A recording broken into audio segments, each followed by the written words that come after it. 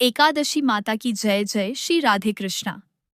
प्रिय भक्तों, संसार का सबसे बड़ा सच है कर्म। इंसान जैसा बोता है उसे वैसा ही काटना पड़ता है। लेकिन क्या हो जब कोई अनजाने में हुई एक छोटी सी भूल के कारण ऐसी भयानक सजा पाले जिसकी उसने कभी कल्पना भी न की हो।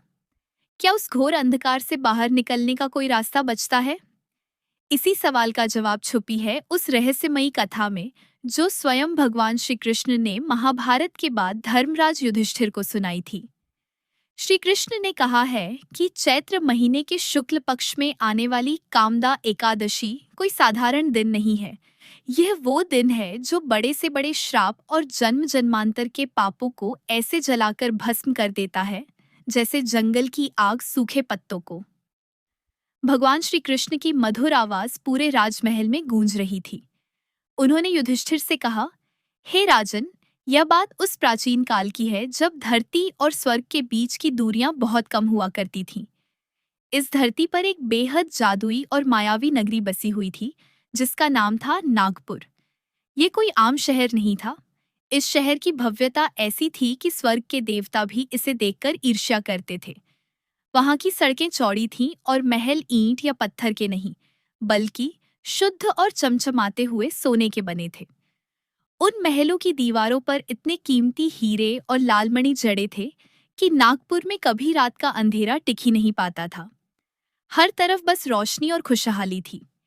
इस मायावी सोने की नगरी पर पुंडरीक नाम के एक अत्यंत शक्तिशाली और क्रोधी नागराज का शासन था। राजा पुंडरीक का खौफ ऐसा था कि उसके नाम से ही दूर दूर के राजा कांपते थे। उसके दरबार में बड़े बड़े भयंकर नाग पहरा देते थे। लेकिन यह शहर इतना सुंदर था कि स्वर्ग से गंधर्व, किन्नर और बेहद खूबसूरत अप्सराएं भी अपना समय बिताने यहाँ आती थीं। इन्हीं स्वर्गवासियों के बीच एक बहुत ही अद्भुत जोड़ा रहता था जिसकी मिसाल पूरे नागपुर में दी जाती थी। अप्सरा का नाम था ललिता और उसके पति, जो एक गंधर्व था, उसका नाम था ललित।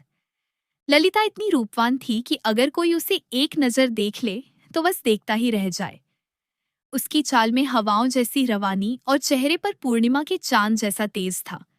वहीं ललित एक बेहद सुदर्शन और गुणी गंधर्व था।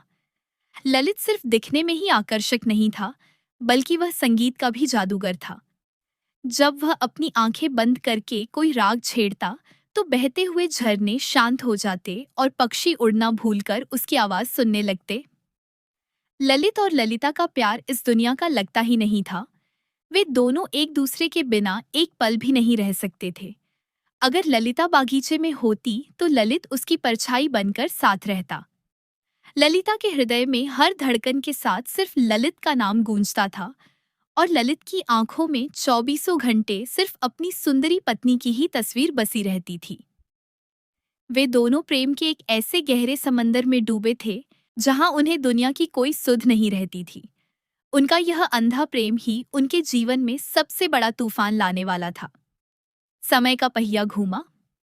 एक दिन नागराज पुंडरीक का शाही दरबार पूरी शानो शौकत से सजा हुआ था। सभा में सोने के बड़े बड़े झूमर लटक रहे थे। राजा पुंडरीक अपने ऊंचे सिंहासन पर बड़े ही घमंड से बैठा था। उसके आसपास कई खतरनाक नाग, मंत्री और सेनापति बैठे थे। उस दिन दरबार के मनोरंजन की जिम्मेदारी ललित को सौंपी गई थी। राजा पुंडरीक चाहता था कि ललित अपनी जादुई आवाज से पूरी सभा को मंत्रमुग्ध कर दे। ललित ने सभा के बीचों बीच खड़े होकर अपना गान शुरू किया। उसकी सुरीली आवाज पूरे दरबार की दीवारों से टकराकर गूंजने लगी। सभा में बैठा हर व्यक्ति आंखें बंद करके उस संगीत के रस में डूब गया। लेकिन उस दिन एक बात अलग थी।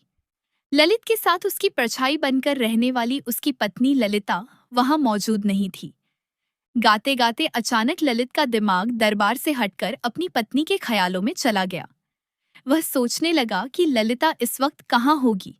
क्या वह भी उसे याद कर रही होगी?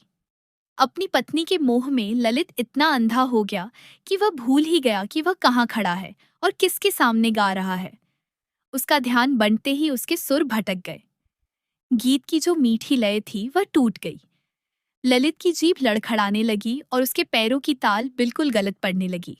जो संगीत कुछ पल पहले कानों में अमृत घोल रहा था वह अचानक बेसुरा हो गया। सभा की पहली कतार में करकोटक नाम का एक बहुत ही चालाक नाग बैठा हुआ था। उसकी नजरें बाज की तरह तेज थीं। उसने तुरंत ललित के चेहरे के भावों को पढ़ लिया। करकोटक समझ गया कि ललित का ध्यान राजा के सम्मान में नहीं है, बल्कि वह अपनी पत्नी के ख्यालों में खोकर अपना होश गंवा बैठा है। करकोटक से यह सहन नहीं हुआ। वह तुरंत अपनी जगह से उठा और सीधा राजा पुंडरीक के पास गया। उसने राजा के कान में फुसफुसाते हुए कहा, महाराज, देखिए इस मूर्ख गंधर्व को। यह आपके इतने बड़े दरबार में गा रहा है, लेकिन इसके मन में आपके लिए कोई सम्मान नहीं है। यह तो अपनी पत्नी की यादों में खोकर गीत के सुर बिगाड़ रहा है। इसने भरी सभा में आपका घोर अपमान किया है। करकोटक की यह बात सुनते ही राजा पुंडरीक का खून खौल उठा। उसकी आंखें गुस्से से लाल अंगारे जैसी हो गईं और वह फुंफकार मारते हुए अपने सिंहासन से उठ खड़ा हुआ। पूरे दरबार में मौत सा सन्नाटा छा गया। राजा ने अपनी उंगली ललित की तरफ उठाते हुए पूरी ताकत से गरज कर कहा, अरे ओ नीच गंधर्व, तेरी इतनी हिम्मत! तू मेरे दरबार में खड़ा है और मेरे ही सामने कामुक ख्यालों में खोया है। तूने इस पवित्र राजसभा का अपमान किया है। मैं तुझे इसी वक्त श्राप देता हूँ कि तेरा यह सुंदर गंधर्व शरीर अभी नष्ट हो जाए और तू एक भयंकर, मांस खाने वाला, खूंखार राक्षस बन जा। राजा के मुंह से निकले वे शब्द किसी जहरीले तीर की तरह सीधे ललित के सीने में जा लगे। वे शब्द हवा में गूंज ही रहे थे कि ललित के शरीर में भयानक दर्द उठने लगा। वह जमीन पर गिरकर तड़पने लगा। पूरी सभा दहशत के मारे पीछे हट गई। देखते ही देखते उस खूबसूरत ललित का रूप बदलने लगा। उसका गोरा और चमकदार चेहरा एक भयानक काले और विकराल मुख में बदल गया। उसकी आंखें बाहर की तरफ निकल आईं और लाल हो गईं। उसकी खूबसूरत उंगलियां भयंकर नुकीले नाखूनों वाले पंजों में बदल गईं। उसके मुंह से दो बड़े बड़े खूंखार दांत बाहर निकल आए और उसका शरीर किसी विशाल पहाड़ की तरह डरावना हो गया। जो ललित कुछ देर पहले अपनी आवाज से सबका दिल जीत रहा था, वह अब एक खूंखार राक्षस बनकर दरबार में जोर जोर से दहाड़ रहा था। जब यह खबर ललिता तक पहुंची तो वह दौड़ती और बदहवास सी दरबार में आई। लेकिन वहां ललित की जगह उस भयानक राक्षस को देखकर ललिता के पैरों तले जमीन खिसक गई। वह चीख मारकर रोने लगी। उसका सुंदर प्यारा पति अपने ही मोह के कारण अब एक खूंखार दैत्य बन चुका था, जो अपने ही कर्मों की भयानक आग में जलने के लिए विवश था। ललिता की चीख से नागराज पुंडरीक का वह सोने का राज दरबार दहल गया था।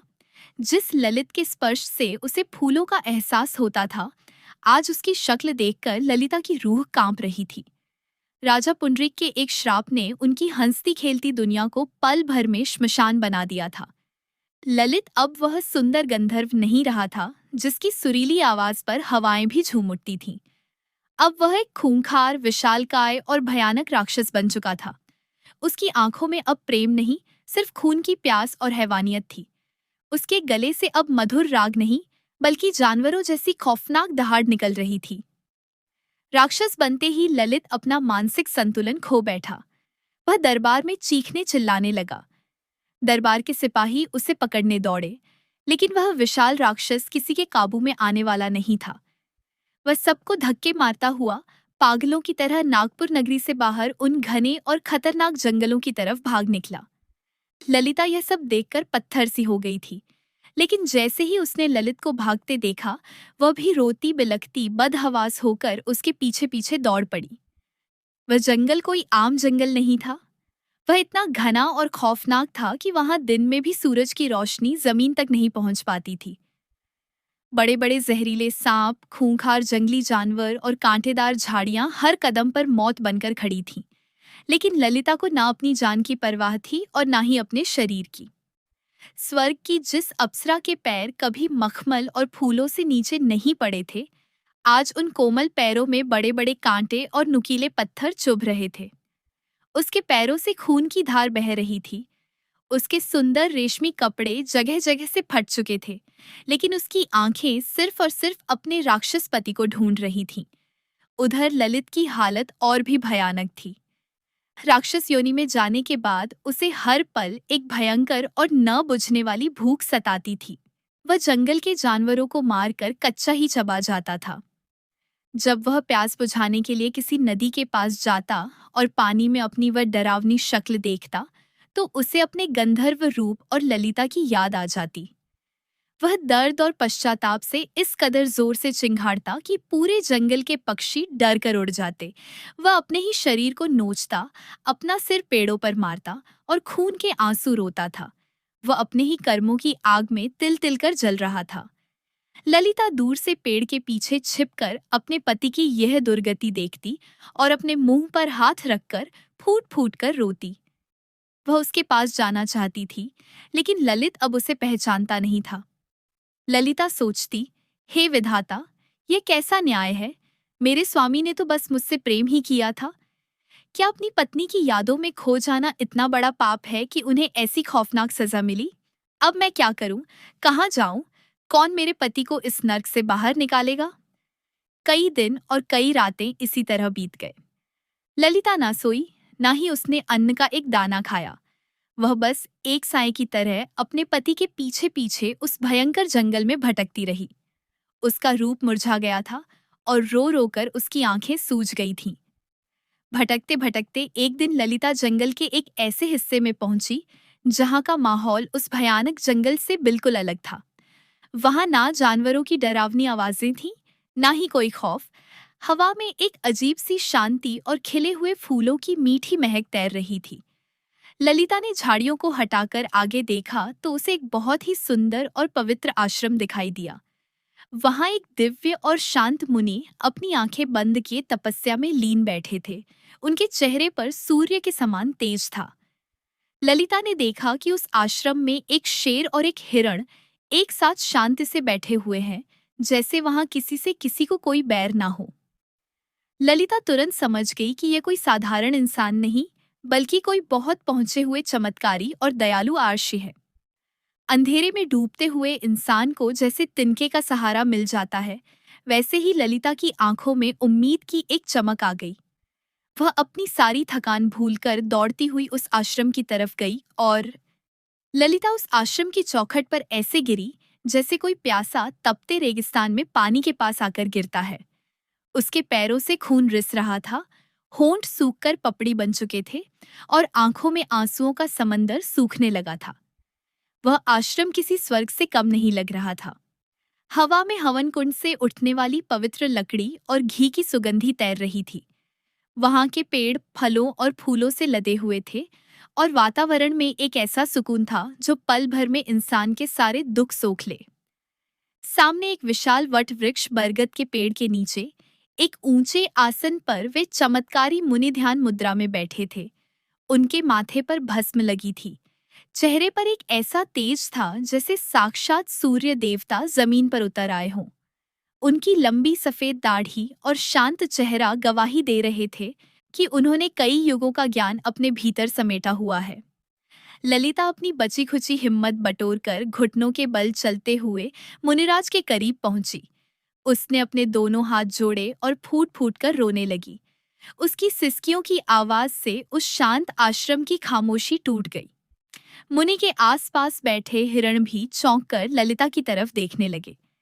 ललिता का दुख इतना गहरा था कि अगर कोई पत्थर भी उसे उस हालत में देख लेता तो वह भी पिघलकर पानी पानी हो जाता। ललिता की वह हृदय विदारक रुलाई सुनकर मुनिराज का ध्यान भंग हुआ। उन्होंने धीरे धीरे अपनी आंखें खोलीं। उनकी आंखों में क्रोध नहीं, बल्कि एक असीम करुणा और दया थी। उन्होंने अपने सामने एक अत्यंत रूपवान लेकिन पूरी तरह से टूट चुकी और घायल स्त्री को जमीन पर पड़े रोते हुए देखा।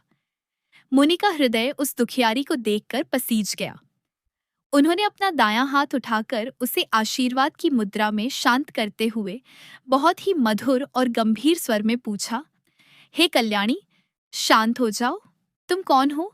स्वर्ग की अप्सराओं जैसा तुम्हारा यह रूप, लेकिन तुम्हारी यह अत्यंत दयनीय और घायल अवस्था। इस भयानक और खूंखार जंगल में तुम अकेली क्यों भटक रही हो? तुम्हारे आंसुओं में मुझे एक बहुत गहरी पीड़ा नजर आ रही है।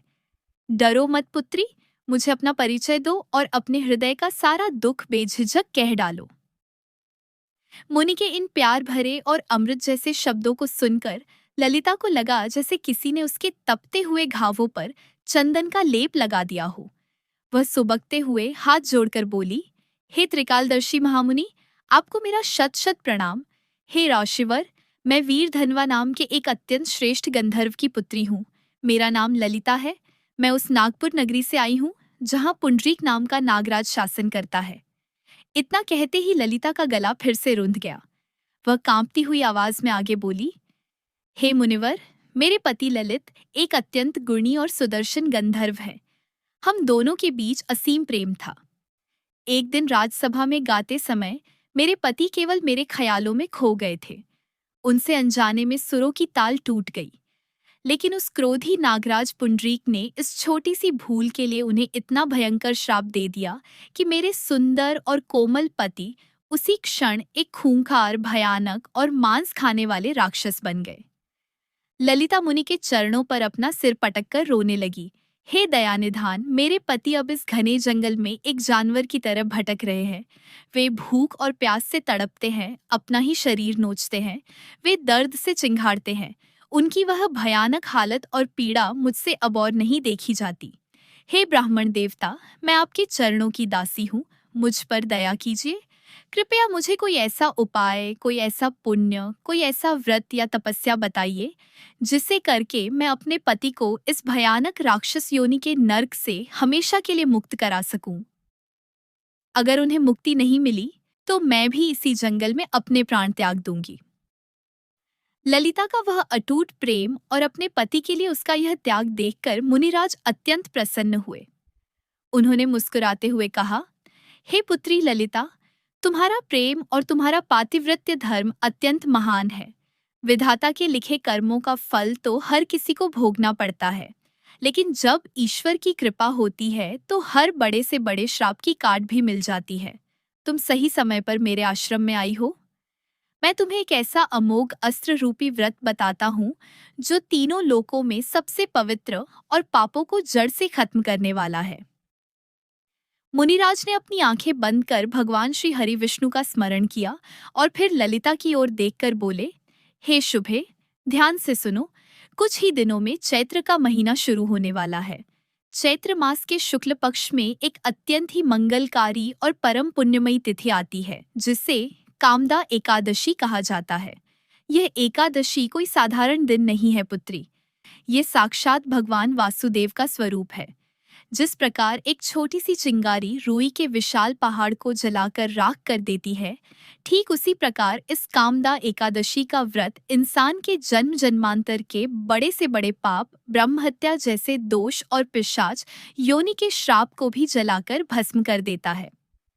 मुनि ने व्रत का नियम समझाते हुए आगे कहा, पुत्री ललिता, तुम इसी चैत्र शुक्ल पक्ष की कामदा एकादशी का पूरे विधि विधान और सच्चे मन से व्रत करो। दशमी के दिन से ही सात्विक नियम का पालन करना। एकादशी के दिन निराहार रहकर भगवान श्री हरि विष्णु के श्री स्वरूप का स्मरण करना। रात में सोना मत बल्कि जागकर भगवान का भजन कीर्तन करना और अगले दिन यानी द्वादशी को पारण करने से पहले हाथ में जल लेकर संकल्प करना। तुमने इस व्रत से जो भी महान पुण्य कमाया होगा वह सारा का सारा पुण्य तुम अपने पति ललित को अर्पण कर देना। मुनि की आंखों में एक दिव्य चमक आ गई। मेरा विश्वास करो ललिता, जैसे ही तुम्हारे इस कामदा एकादशी व्रत का पुण्य तुम्हारे पति को मिलेगा, उसी क्षण राजा पुंडरीक का वह खौफनाक श्राप टूट जाएगा। तुम्हारे पति के सारे पाप धुल जाएंगे और वह अपने उस घिनौने राक्षस रूप से मुक्त होकर पहले से भी ज्यादा सुंदर और तेजस्वी गंधर्व का रूप वापस पा लेंगे। मुनिराज के मुख से निकले ये वचन ललिता के लिए किसी संजीवनी बूटी से कम नहीं थे। उसके मुरझाए हुए चेहरे पर अचानक एक नई चमक और खुशी की लहर दौड़ गई। वह समझ गई थी कि अब उसके दुख के दिन खत्म होने वाले हैं। उसने पूरी श्रद्धा और विश्वास के साथ मुनिराज के चरण स्पर्श किए और मुनिराज के मुख से कामदा एकादशी के व्रत का महात्म्य सुनकर ललिता के हृदय में जैसे जीवन की एक नई आस जग गई थी। उसने अपने आंसुओं को पोंछा और मुनि के बताए अनुसार उस पवित्र दिन की प्रतीक्षा करने लगी। जैसे जैसे दिन बीत रहे थे, ललिता का संकल्प और भी मजबूत होता जा रहा था। आखिरकार चैत्र मास के शुक्ल पक्ष की वह परम पावन कामदा एकादशी आ ही गई। उस दिन सुबह सुबह सूर्योदय से पहले ही ललिता उठ गई। उसने पास बहने वाली एक पवित्र और ठंडी नदी में स्नान किया। अपने मैले और फटे हुए वस्त्रों को त्याग कर मुनिराज के आश्रम से मिले शुद्ध और सात्विक वस्त्र धारण किए। ललिता का शरीर भले ही कई दिनों की भूख और थकान से टूट चुका था, लेकिन उसकी आत्मा में अपने पति को बचाने की एक असीम शक्ति जाग उठी थी। उसने पूरे विधि विधान से मुनिराज के आश्रम में ही भगवान श्री हरि विष्णु की एक सुंदर सी मूर्ति स्थापित की। भगवान के सामने घी का एक बड़ा सा दीपक जलाया, जो उसकी उम्मीदों की तरह ही जगमगा रहा था। पूरा दिन ललिता ने अन्न का एक दाना तो क्या, जल की एक बूंद भी अपने गले से नीचे नहीं उतारी। वह मूर्ति के सामने बैठकर दोनों हाथ जोड़े लगातार भगवान के मंत्रों का जाप करती रही। जब रात का घना अंधेरा छा गया, तब भी ललिता की पलकें नहीं झपकी। उसने उस रात जागरण किया। उसकी आंखों से आंसू बहते रहे और वह अपनी मधुर गंधर्व आवाज में भगवान श्री हरि के भजन गाती रही। उसका हर एक सुर उसके पति ललित के दर्द को बयां कर रहा था। उस रात उस आश्रम के पशु पक्षी भी शांति से ललिता का वह दुख भरा और भक्ति से सराबोर गीत सुनते रहे। भक्ति और तपस्या की वह लंबी रात बीत गई और अगले दिन द्वादशी की निर्मल सुबह हुई। सूर्य की पहली किरण के साथ ही ललिता मुनिराज के पास पहुंची। मुनिराज ध्यान से उठे और उन्होंने ललिता को आशीर्वाद दिया। अब वह समय आ गया था जिसका ललिता को बेसब्री से इंतजार था, अपने व्रत का पुण्यदान करने का समय। ललिता भगवान वासुदेव की मूर्ति और उन ब्रह्म ऋषि के सामने खड़ी हुई। उसने अपने कांपते हुए हाथों की अंजुलि में थोड़ा सा पवित्र गंगा जल लिया। उसने अपनी आंखें बंद की, अपने हृदय में भगवान विष्णु और अपने पति ललित के उस सुंदर स्वरूप का ध्यान किया और अत्यंत विश्वास से भरे हुए वचनों में कहा, हे त्रिलोकीनाथ, हे सृष्टि के पालनहार, मैंने जो यह चैत्र शुक्ल पक्ष की कामदा एकादशी का उपवास और व्रत पूरे विधि विधान और सच्चे मन से किया है, उस व्रत से मुझे जो भी महान पुण्य प्राप्त हुआ है, वह सारा का सारा पुण्य मैं अपने पति ललित को अर्पण करती हूँ। हे प्रभु, मेरे इस व्रत के पुण्य के प्रभाव से मेरे पति का वह भयंकर राक्षस भाव और राजा पुंडरीक का वह खौफनाक श्राप इसी क्षण दूर हो जाए और उन्हें उनके पूर्व रूप की प्राप्ति हो। यह कहकर ललिता ने अपने हाथों का वह पवित्र जल धरती पर छोड़ दिया और जल की वे बूंदें जैसे ही धरती पर गिरी, पूरे ब्रह्मांड में जैसे एक कंपन सा हुआ। उसी क्षण उस घने और खौफनाक जंगल के दूसरे कोने में एक बहुत बड़ा चमत्कार हुआ। जो खूंखार राक्षस भूख और प्यास से तड़पते हुए पेड़ों को उखाड़ रहा था, अचानक उसके शरीर से एक दिव्य और तेज रोशनी फूटने लगी। वह रोशनी इतनी तेज थी कि सूरज की चमक भी उसके सामने फीकी पड़ जाए। देखते ही देखते उस राक्षस का वह भयानक, काला और विशालकाय शरीर उस दिव्य रोशनी में झलकर भस्म होने लगा। उसके खूंखार दांत गायब हो गए, लाल आंखें शांत हो गईं और पंजों की जगह फिर से कोमल उंगलियां आ गईं। कुछ ही पलों में वह डरावना राक्षस पूरी तरह से गायब हो गया और उसकी जगह पर एक अत्यंत रूपवान, तेजस्वी और पहले से भी कहीं अधिक सुंदर गंधर्व मुस्कुराता हुआ खड़ा था। ये कोई और नहीं, ललिता का प्यारा पति ललित था। कामदा एकादशी के उस महान पुण्य ने राजा पुंडरीक के उस भयानक श्राप को जड़ से खत्म कर दिया था। ललित को न केवल अपना खोया हुआ रूप वापस मिल गया, बल्कि भगवान की कृपा से उसका रूप पहले से भी अधिक दिव्य हो गया था। ललित दौड़ता हुआ मुनिराज के आश्रम में पहुंचा। वहां ललिता को देखते ही उसकी आंखों से प्रेम और पश्चाताप के आंसू बह निकले। दोनों पति पत्नी एक दूसरे के गले लगकर ऐसे रोए जैसे सदियों बाद मिले हों। ललित ने हाथ जोड़कर अपनी पत्नी के त्याग और उस महान कामदा एकादशी व्रत को प्रणाम किया। उसी समय आसमान से फूलों की बारिश होने लगी और स्वर्ग से एक अत्यंत सुंदर और जगमगाता हुआ विमान नीचे उतरा। दोनों पति पत्नी मुनिराज के चरण स्पर्श करके उस विमान में बैठकर खुशी खुशी अपने लोक की ओर प्रस्थान कर गए।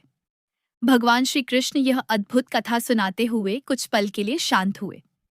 पूरी राजसभा मंत्रमुग्ध होकर इस चमत्कारिक कहानी को सुन रही थी। कई लोगों की आंखों में आंसू थे। श्री कृष्ण ने धर्मराज युधिष्ठिर की ओर देखते हुए अपनी बात पूरी की। हे राजन, तुमने देखा कि कैसे इस एक व्रत के प्रभाव से एक भयंकर राक्षस को भी मुक्ति मिल गई। इसीलिए इस एकादशी का नाम कामदा है। जो भी मनुष्य जीवन में यत्न पूर्वक और सच्ची श्रद्धा से इस एकादशी के व्रत का पालन करता है, उसके ब्रह्म हत्या जैसे महान पाप और पिशाच योनि के दोष भी हमेशा के लिए नष्ट हो जाते हैं। राजन, मैंने पूरी मानव जाति के कल्याण और उनके हित के लिए इस व्रत का रहस्य आज तुम्हें बताया है। इस कथा को पढ़ने और एकाग्र होकर सुनने मात्र से ही मनुष्य को वाजपेय यज्ञ करने के बराबर फल की प्राप्ति होती है और अंत में वह मेरे परम धाम विष्णु लोक को प्राप्त करता है। भगवान श्री कृष्ण के श्रीमुख से इस पावन कथा का श्रवण कर धर्मराज युधिष्ठिर का रोम रोम पुलकित हो उठा। उन्होंने हाथ जोड़कर कहा, हे केशव, हे माधव, आपकी यह कथा जन्म जन्मांतर के पापों का नाश करने वाली और मन को असीम शांति देने वाली है। आज से हम सभी हस्तिनापुर वासी इस कामदा एकादशी व्रत का पालन अवश्य करेंगे।